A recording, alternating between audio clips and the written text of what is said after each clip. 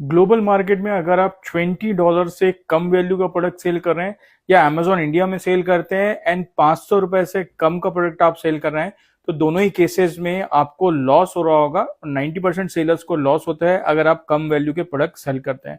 तो आपको ध्यान रखना है कि प्राइस हमेशा आप जैसे ग्लोबल मार्केट में ई कॉमर्स एक्सपोर्ट में $20 से ऊपर वैल्यू का प्रोडक्ट आपको सेल करना है। सिमिलरली इंडिया के मार्केट में आपको ₹500 से ऊपर का प्रोडक्ट सेल करना है।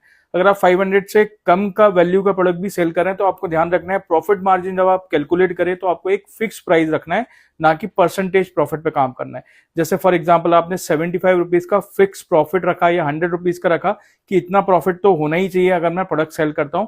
नहीं तो दूसरा ऑप्शन ये होता है कि आप कॉम्बो में जा सकते हैं। जैसे ₹500 में आप एक सिंगल पीस सेल कर रहे थे तो 650 या ₹700 में आप दो पीस सेल कर सकते हैं। तो यहाँ पे आपके शिपिंग और जो जितना भी कॉस्ट है, कमीशन, ये सारी चीजें कम हो जाएंगी, मतलब